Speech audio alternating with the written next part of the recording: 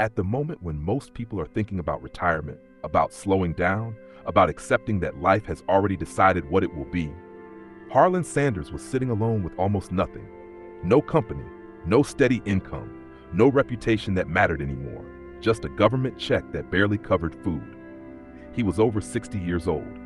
That number matters, because society quietly teaches us that 60 is the end of ambition, the finish line for trying, the age when you stop introducing yourself with dreams and start introducing yourself with memories.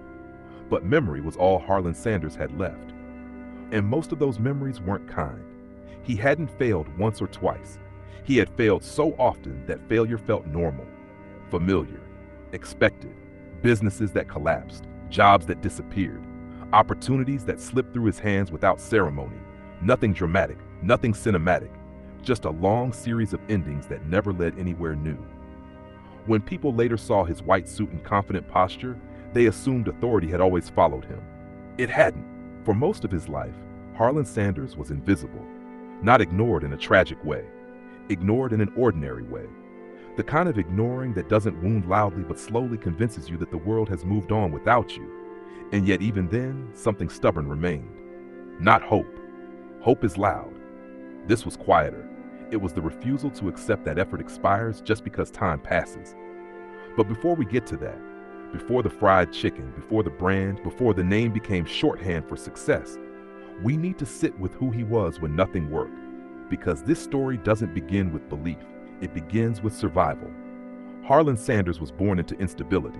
His father died when he was young, leaving the family without direction or security. Suddenly, childhood ended. He learned to cook, not out of curiosity, but necessity. Feeding siblings teaches you something school never does. Responsibility without praise. Urgency without instruction. There was no applause for keeping the household running, only the expectation that it would be done again tomorrow. He left school early, not because he was rebellious, because life didn't wait. Work replaced education. Labor replaced planning, and that pattern repeated itself. Job after job, role after role, farmhand, railroad worker, soldier, salesman, each one promised stability, none delivered it. Sometimes he was fired, sometimes the work dried up. Sometimes the business simply collapsed under pressure. There was no single mistake to point to, no lesson neatly packaged, just repetition. And repetition can be dangerous, because when disappointment becomes routine, you start lowering expectations to protect yourself. You stop dreaming not because you lack imagination, but because imagination feels irresponsible. Harlan Sanders spent years in that space, trying things, watching them fail, starting again without confidence. And here's the part most people miss. He wasn't chasing greatness. He was chasing footing, a place where effort would finally settle into something stable. When he opened his first small restaurant, it wasn't a grand vision. It was practical. He cooked food people liked. They came back. Word spread. For a moment, it seemed like life was finally cooperating. But life has a way of reminding you who's in charge. A new highway rerouted traffic away from his location. Customers vanished. Not because the food changed, not because he did something wrong. The world shifted, and his livelihood went with it. That kind of loss hits differently. It tells you that even when you do your part, outcomes aren't guaranteed. That realization can make a person bitter or quiet. Harlan Sanders became quiet. Years passed, and by the time he reached his 60s, he stood at a crossroads few people talk about honestly. Not the crossroads of choosing between paths, but the crossroads of deciding whether paths still exist. His income was reduced to a small pension, enough to survive, not enough to rebuild. Society had an unspoken expectation for him now. Be grateful, be content, step aside. No one was waiting for his next attempt. No one was expecting him to start again. And that's what makes this moment important, because the absence of expectation is heavier than opposition. When people doubt you, there's friction, energy. When no one expects anything from you, there's silence. And silence can convince you that effort no longer matters. Harlan Sanders sat inside that silence, and instead of filling it with resignation, he filled it with motion. Not confidence, not excitement, motion. He looked at what he still had, not money, not influence, a recipe, a way of cooking chicken he had refined over decades. Not perfected, refined. There's a difference. Perfection is an idea. Refinement is experience. and experience was the one thing time hadn't taken from him. So he made a decision that, on paper, made no sense. He would take that recipe on the road, not as a product line, not as a brand, as an offer. He would walk into restaurants, speak to owners, and ask them to try something from an old man with no leverage, no guarantee, no security, just belief earned the hard way. This wasn't bravery, it was refusal. Refusal to let age decide when contribution ends. But at this stage of the story, nothing has changed yet. No one is applauding. No doors are opening. All that exists is an aging man, a battered sense of self-worth, and a decision to keep moving anyway. And that's where we pause. Because before success rewrites the past, we need to understand what persistence actually looks like when it has no audience. In the next part, we'll step into the years most people would never endure. The rejections, the exhaustion, the quiet humiliation of asking again and again while time keeps moving forward. Take a breath here. This story has only just begun. When Harland Sanders decided to take his recipe on the road, there was nothing romantic about it. No plan, no safety net, no applause waiting at the end of the day. Just a car, aging bones, and a confidence that had nothing to do with ego. People like to imagine courage as loud, decisive, certain. This wasn't that. This was persistence, stripped of optimism. He packed what little he owned and began driving from town to town, not chasing opportunity, asking for it. Restaurant owners didn't see a visionary. They saw an old man interrupting their workday, wrinkled suit, southern accent, a pitch that didn't sound modern or scalable. He wasn't selling a trend, he was offering a taste. Most of them said no. Some were polite, others weren't. A few didn't let him finish speaking. Rejection, when it happens occasionally, stings. When it happens daily, it reshapes you.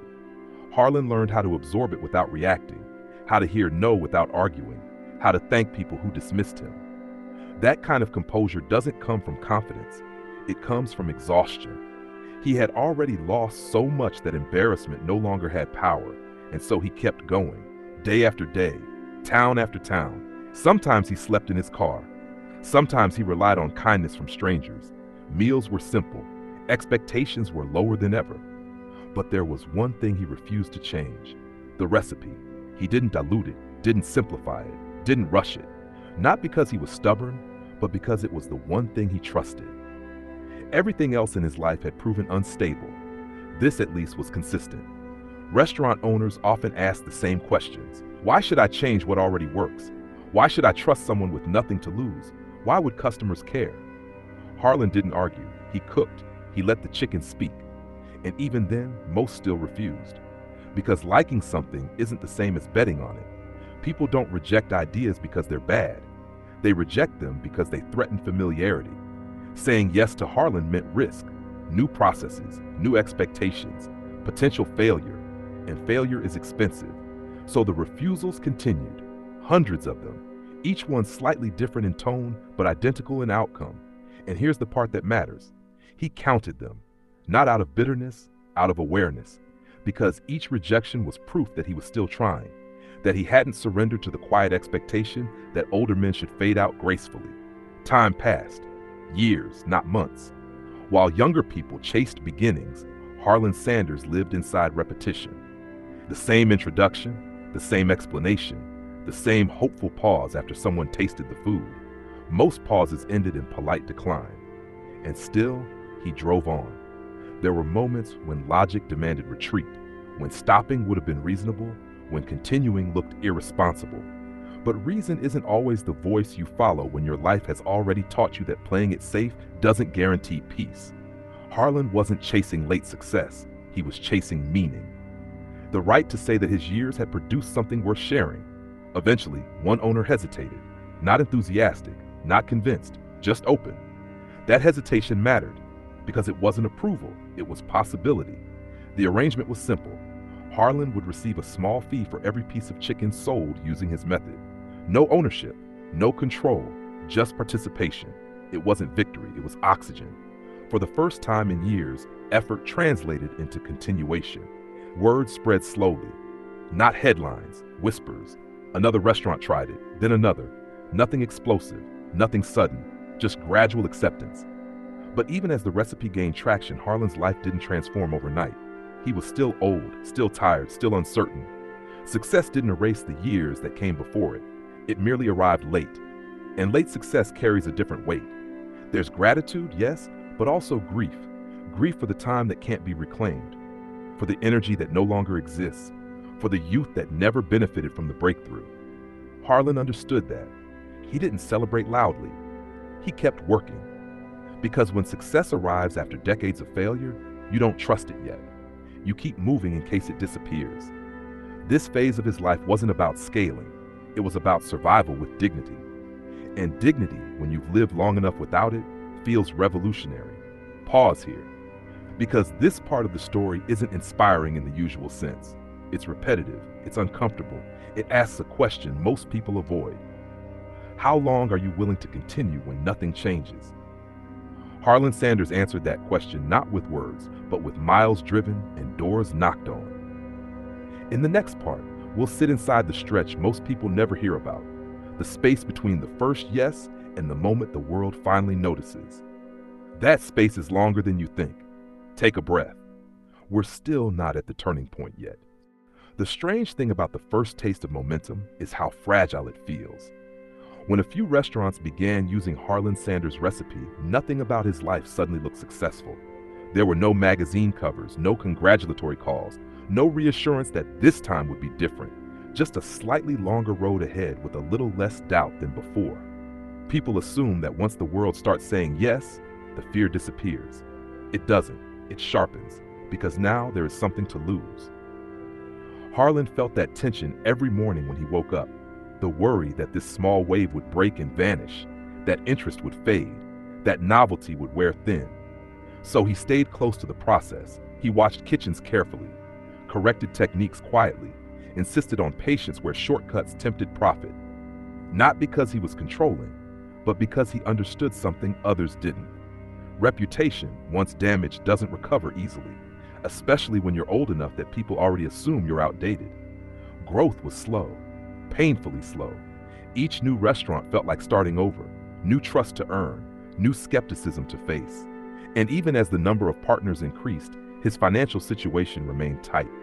Royalties were small, expenses were constant. Travel drained what little energy he had left. He wasn't building an empire, he was holding together a promise. There were moments when he wondered if the timing itself was a curse. Had this happened earlier, he might have enjoyed it more. Now every mile carried weight. His body complained, his reflexes slowed. Recovery took longer. Success doesn't pause aging. It arrives wherever you are. Still, he pressed on. Not because he expected greatness, but because stopping now would have felt like betrayal. Betrayal of the years spent believing when belief offered nothing in return. Eventually, the system began to reveal its flaws. Inconsistencies emerged. Some restaurants cut corners, others misunderstood the process, quality slipped, and Harland felt something worse than rejection: disappointment. Because this wasn't about ego anymore. It was about stewardship. He realized that if this thing was going to survive, it needed structure beyond his presence. That realization forced a decision, a difficult one: control or expansion. And for someone who had spent decades fighting to be taken seriously, releasing control felt dangerous. But Harland understood trade-offs. You don't get scale without compromise. You don't get longevity without delegation. So he made a move that would change everything. He sold the company, not the recipe, not the identity, the responsibility.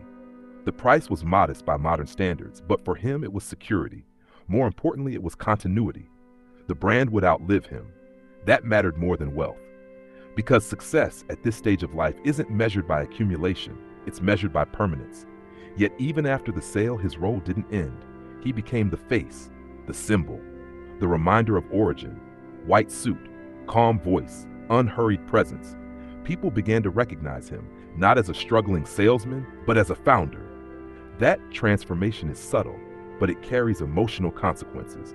When the world finally sees you as successful, it rewrites your past. Suddenly, your failures look strategic. Your persistence looks intentional. Harland knew better. He remembered the nights in his car, the dismissive laughter, the doors closed mid-sentence. He didn't romanticize them. He respected them because they were honest. As the brand expanded, so did the distance between perception and reality. And that distance can be lonely. People wanted stories of confidence. He carried memories of doubt. They wanted motivation. He carried endurance. That's the difference between those who arrive early and those who arrive late. Late arrivals don't chase validation. They understand its instability. Harland Sanders had built something undeniable, but he didn't pretend it erased the past. It simply stood on top of it. Pause here, because this part of the journey forces a hard reflection. What would you do if success finally showed up after you had already learned how to live without it? In the next part, we reach the moment history remembers, the age, the recognition, the quiet irony of being celebrated after nearly being forgotten. Stay with it. The ending isn't loud, but it's honest. By the time the world truly noticed Harland Sanders, he was already an old man. Not experienced, not seasoned, old. The kind of age where society quietly suggests you stop starting new things. And yet, this was the moment his name finally meant something.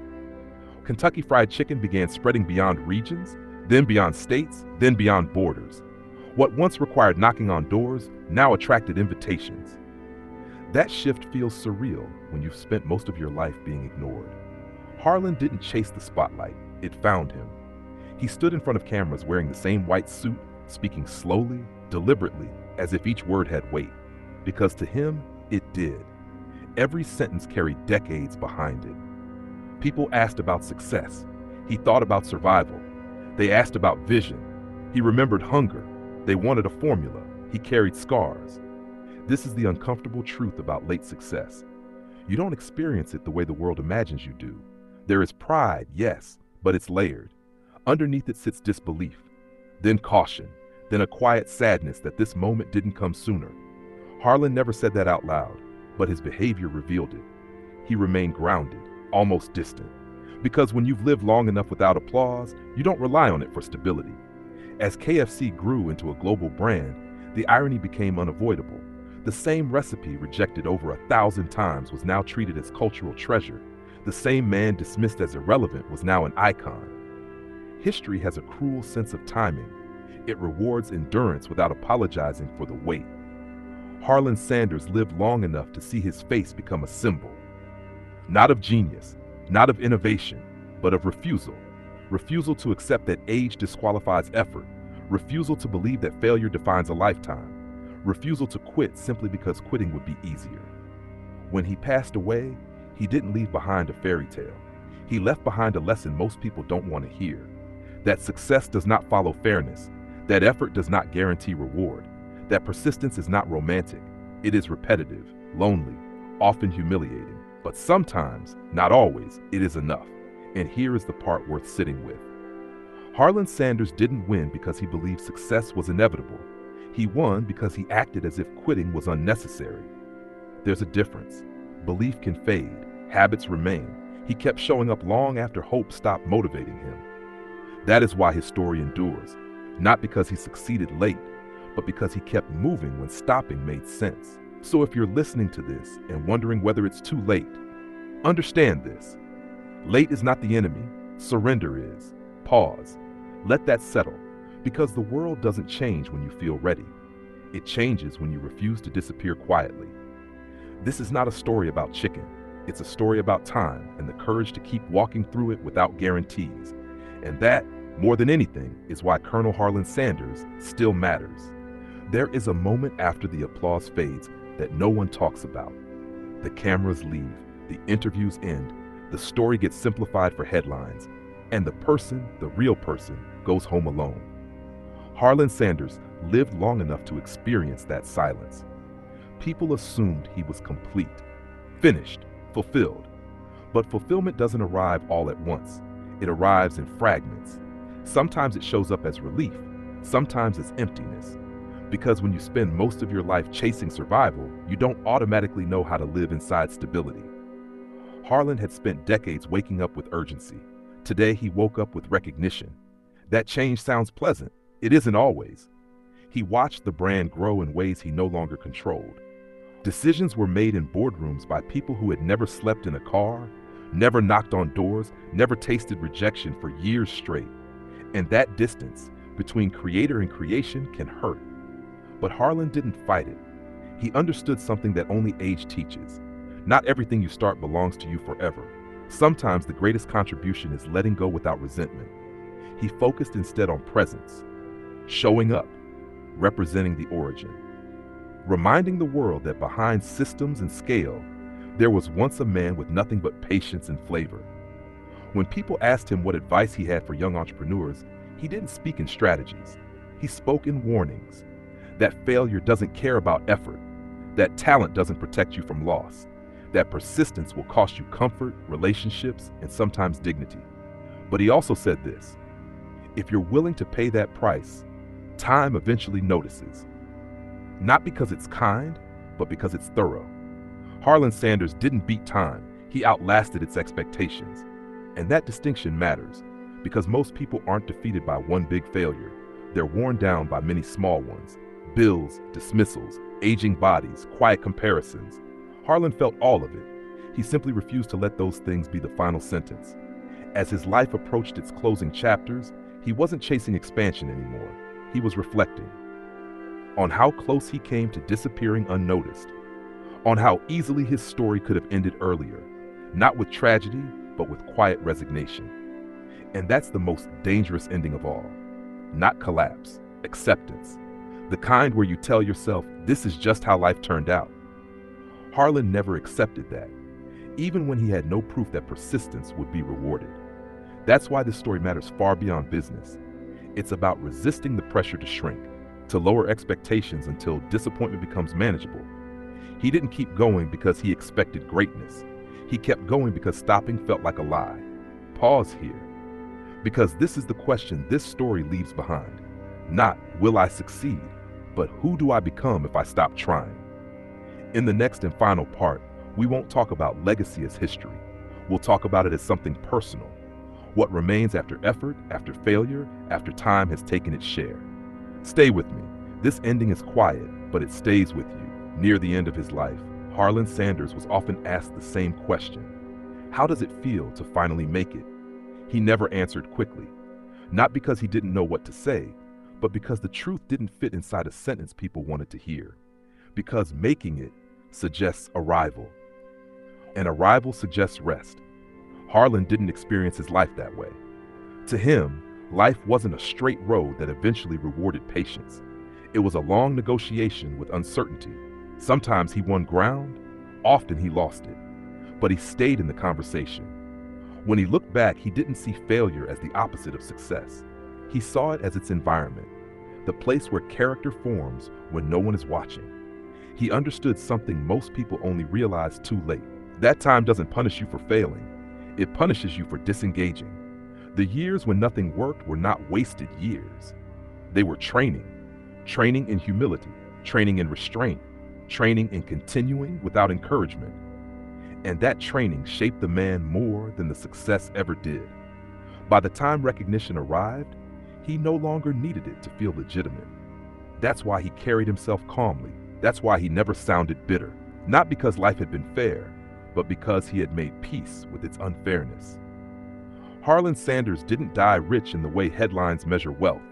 He died rich in confirmation. Confirmation that effort can echo beyond its moment, that dignity doesn't expire with age, that beginnings don't have deadlines. And here's the truth most stories avoid. If his recipe had never succeeded, his life would still have mattered, because the value wasn't the outcome. It was the refusal to disappear quietly. That refusal is available to anyone, at any age, in any condition. You don't need talent to persist. You don't need confidence. You don't even need hope. You only need to decide that today is not the day you stop. Harland Sanders lived proof of that, not as a slogan, not as motivation, as a lived reality. So if you're listening to this in a moment where life feels delayed, where effort hasn't been acknowledged, where time feels like it's working against you, understand this. Late does not mean finished, slow does not mean wrong, and failure does not mean final. The only ending that truly closes the door is the one you choose by stepping away. Pause. Let that sit. Because somewhere, someone older than you once stood with less certainty, less energy, and fewer reasons to believe, and kept going anyway. That is not inspiration. That is instruction. This was not the story of fried chicken. It was the story of staying present long enough for life to finally answer back. And sometimes that answer comes only because you refuse to leave the room.